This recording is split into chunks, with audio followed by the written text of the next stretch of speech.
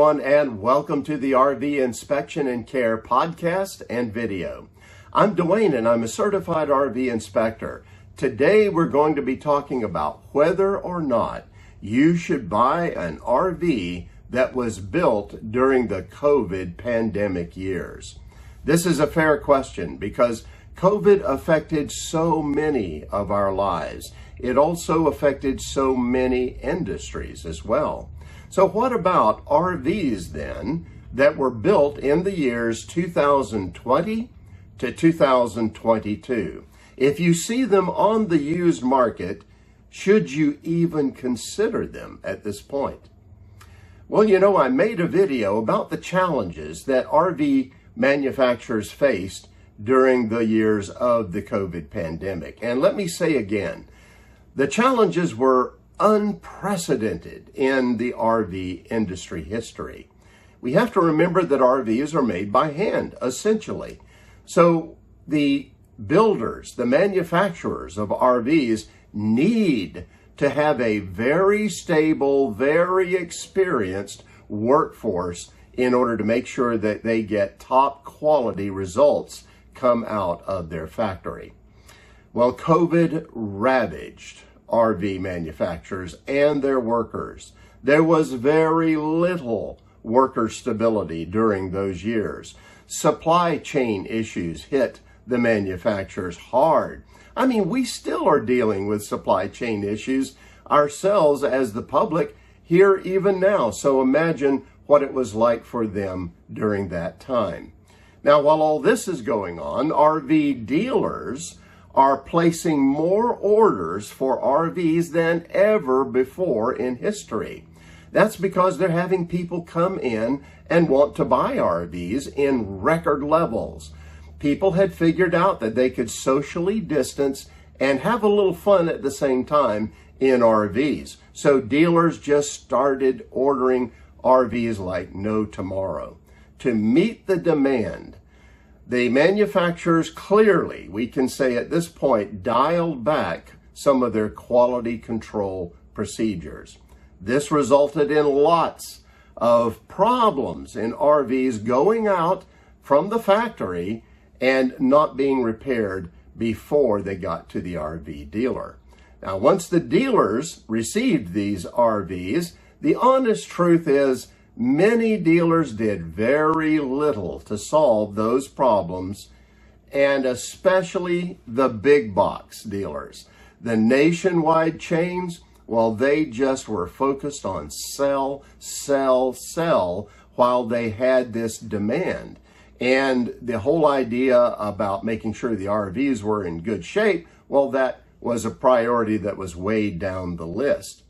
So all of this resulted in lots of RV buyers during those years getting RVs with, honestly, subpar quality. Now, here we are a little bit farther down the line, and many of those RVers are selling their RVs. Now, it can be for a lot of reasons, and some of them very good reasons, but honestly, many are actually leaving the RV industry or the RV lifestyle altogether. And that's because it really didn't turn out to be exactly what they thought it was going to be. Well, now, should you buy their RV? One that was built in the years 2020 to 2022.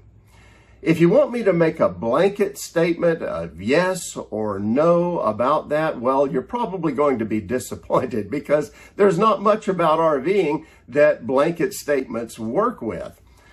In fact, there were even some very good RVs that were built during the COVID pandemic years. Now, not all of them were RVs that had severe problems in them. However, let me say this.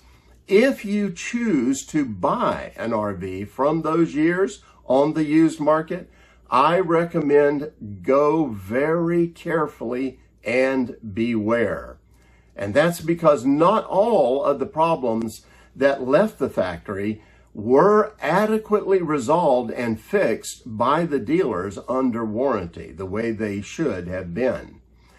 And then on top of that, many of those RVs were bought by novice RVers, ones that really didn't know much about what they were doing. And unfortunately, in many cases, they didn't really want to know much about how to maintain their RV. They were just focused on getting out there and having fun in it. Now, we have to say this too, that it wasn't just the lower quality brands that were affected by all of these COVID pandemic issues. No, even the better brands, even brands that have been known for years to turn out very good, high quality products, they were not immune to COVID effects either. So when you consider an RV from those years, the COVID pandemic years, I recommend proceed very slowly and very carefully. And here's some things that I think you need to do to protect yourself. First of all, I recommend that you ask for the service records for that RV. I mean, it's only been a few years. There should be service records available somewhere on that RV, especially if it was a one-owner RV. Then take those service records and see what was done. If you know a little bit about RVs, then you can go and check and make sure that those things were fixed according to your satisfaction. But now, if you don't know much about RVs, then I recommend get someone who does and have them look at it and verify that the problems were fixed and they were fixed properly. That's number one. Number two, before you buy any RV, but especially during the COVID pandemic years, get an NRVIA certified RV inspector to go through that RV, and that is your best insurance against having hidden problems that you don't know about before buying it. Now, that's not always possible, and I have to admit that, because in some cases there isn't an inspector close by, or in other cases the inspectors are so busy these days that they may not have time to fit you in. Well, if that is the case, then I have created a guidebook that can be helpful for you. It will show you how to perform a personal RV inspection on an RV. Now, let me emphasize that this is not going to be anywhere near the depth and the thoroughness that an NRVIA certified inspector is going to do, but it will be far better than just taking the word of the seller that everything is in good shape, or just walking around and looking around the outside and the inside and seeing what you see.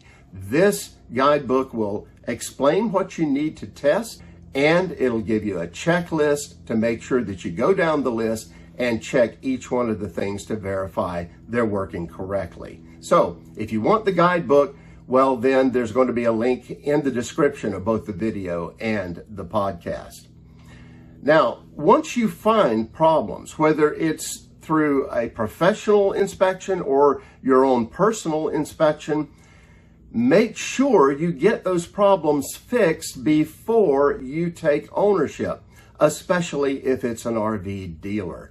Don't get that RV and take it off the lot until the problems are fixed and it's in really workable shape.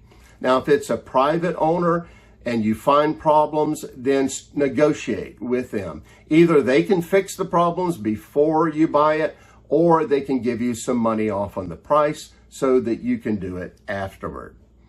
And finally, let me suggest that because there were so many problems in RVs during those years, and sometimes in areas that it's really hard to find them, you may really want to seriously consider getting an extended warranty for that RV for future issues that may come up.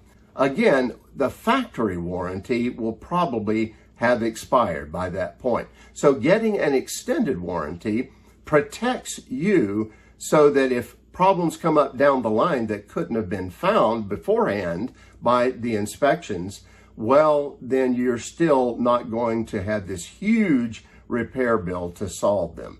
So I do recommend considering an extended warranty. I always recommend wholesale warranties for that because they're a great company. They have a lot of very good positive reviews. And the point is they don't sell you their warranty. They find the right warranty for you at the right price. And so that's really a good thing, and I think you'll be treated right by them. Okay, now those are the suggestions that I feel would help you make sure that you can get a good RV. We come back to the question then, should you even consider a COVID-built or pandemic-built RV? Well, that's up to you to decide, but I can say this: if you follow the guidelines that I gave you here in this video to protect yourself as you go through the buying process for one of those RVs, then most likely you are going to be able to find and buy a good RV that will reward you with many years of good service. Well, that's it for now. Have safe and happy travels, my friends. Until next time.